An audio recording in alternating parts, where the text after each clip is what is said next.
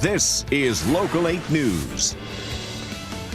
On the heels of criticism on how it was handled, a fire review team will investigate the wildfires that took 14 lives in Sevier County. Markeith Lloyd was not captured from a tip or anonymous tip. He was captured by great police work.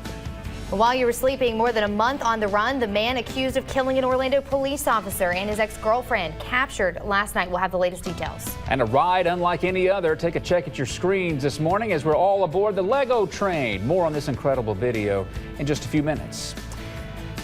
But did park officials handle the deadly wildfires in Sevier County the right way? That's what a new team will be working to find out. This investigation does come after many people had criticized officials' efforts following the fire that started in late November. The fires did kill 14 people, destroyed more than 2,000 homes, and many people have told Local 8 News they're upset with a lack of warning that came from officials. Well, the Great Smoky Mountain Superintendent Cassius Cash says the team will be made up of representatives from the National Park Service, the U.S. Forestry Service, and the U.S. Fish and Wildlife Service. Plus, there will be a fire chief from a nearby community. The team's expected to be here and at work within the next week or two. Meanwhile, Senator Lamar Alexander has asked Trump's nominee for Secretary of Interior, Representative Ryan Zink, for assurance that he would pay close attention to the review of the fires. Here's what he had to say. Will you commit to pay close attention yourself to that review so that we can see if there are any lessons to be learned for the future? Senator, I will absolutely commit to that. I think it's important. I've been to the beautiful park. I'll work with you to make sure we figure out what the road work, the best path is forward, making sure that incidents like that don't happen again. Senator Lamar Alexander also said that he is impressed with the heroism of our first responders in the Gatlinburg fire, but say they too want to know what they could do better. The man accused of killing his ex-girlfriend and a police officer in Florida is behind bars this morning. Markeith Lloyd was taken into custody last night. Police say he shot and killed his ex-girlfriend last December. Then on January 9th, Lloyd shot and killed Officer Deborah Clayton outside of a Walmart, according to investigators. Lloyd was captured at an abandoned house in Carver Shores, Florida. Orlando Chief of Police says it was a team effort.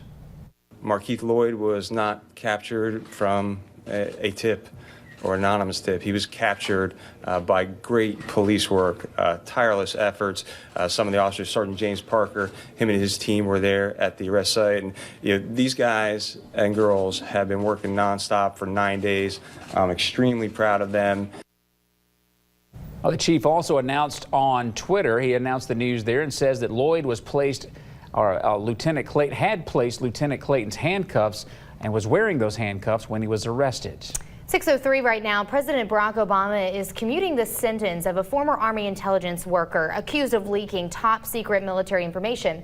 It's known what you know as WikiLeaks. Chelsea Manning, formerly known as Bradley Manning, has been in jail for 7 years now. Manning was originally sentenced to 35 years in jail, but is now getting out in April. The former soldier is serving time in an all-male prison in Kansas right now. President Obama also pardoned General James Cartwright. Cartwright had pleaded guilty to lying about conversations he had had with reporters that did expose some information about U.S. cyber attacks, Iran's nuclear program. And at 6:40 this morning, we'll share your voice on whether President Obama did make the right decision. It's 6:04 and an update now on the driver involved in that deadly Chattanooga school bus crash. According to the NTSB, Jonathan E. Walker was not driving high or drunk. That's just one of the new pieces of information the federal agency released yesterday. The NTSB says Walker strayed from his usual route the day of the crash. 6 students died when that bus lost control, overturned, then crashed into a tree. Investigators add that Walker lost control of the bus around a curve. They're still looking into the cameras from on board to see exactly what they may have captured. And Knoxville police tell us that a man has died from his injuries after a crash on Middlebrook Pike last week. Police say that Franklin Furtado had stalled out in the middle of the road when he was rear-ended by another vehicle. The investigation is ongoing, but police say they have ruled out alcohol as a factor for either drivers. Well, how would you feel if your child attended a school where inmates were allowed to work? Parents at White Pine Elementary were surprised to learn that Jefferson County inmates were working inside the school there. We got this tip from a viewer. This is what we found out. The school's principal says that their students were always safe. He says the inmates only did work over the winter holidays and were never around any of the children. They were working in the area and they were supervised very well. and they were working in areas where students weren't at that time. They were working in the kitchen area that has been dismantled as they go through construction. Well, a meeting was held last night at the school district to discuss further planning when it comes to construction at the schools.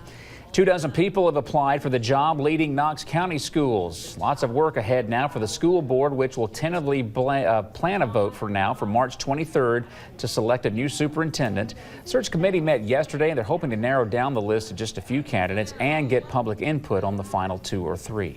Well, at 92 years old, she registered to vote for the very first time, but Beta Corum will not be able to go see Donald Trump's inauguration in person like she had planned to.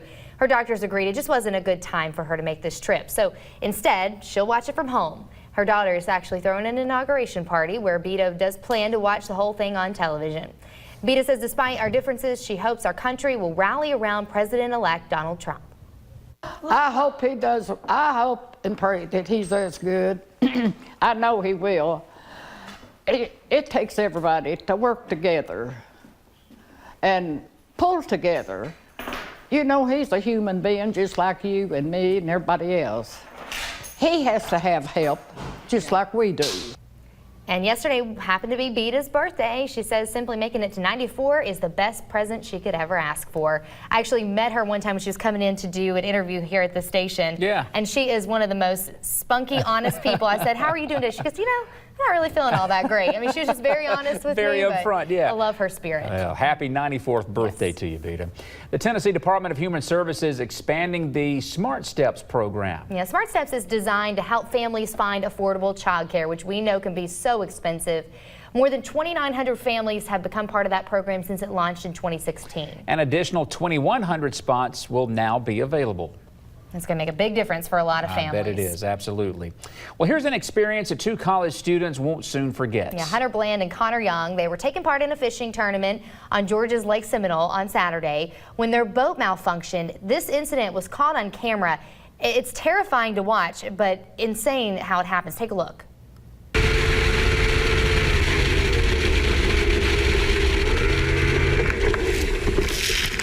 I mean, they just fall out of that boat. Out of nowhere, yeah. Insane. Blaine says that they were going at least 55 miles per hour. Suddenly, a malfunction is what caused the boat's hydraulic steering system that sent them flying overboard. All right, here's the good news in all this. They both were wearing life jackets at the time. Besides a few bumps and bruises, they say they're okay. Still a little shaken up, but for the most part, okay. I know. I mean, they're just going along there, and then all of a sudden, they're thrown out the boat. Imagine hitting the water, you know, even though they had the life vests on. Right at 55 miles per hour. Yeah. It's an impact. And, you know, a lot of folks have the life jackets in the boat. But, you know, a lot of times you're not actually wearing them. And, you know, you're cruising down the river, and maybe that's the reason to put them on if you're going to be doing 50 or 55 miles an hour. All right. Let's talk about our weather on the 8s here at 6:08 and getting us ready for our day. Definitely got the short sleeves on again today because you're saying the sun is coming? Finally,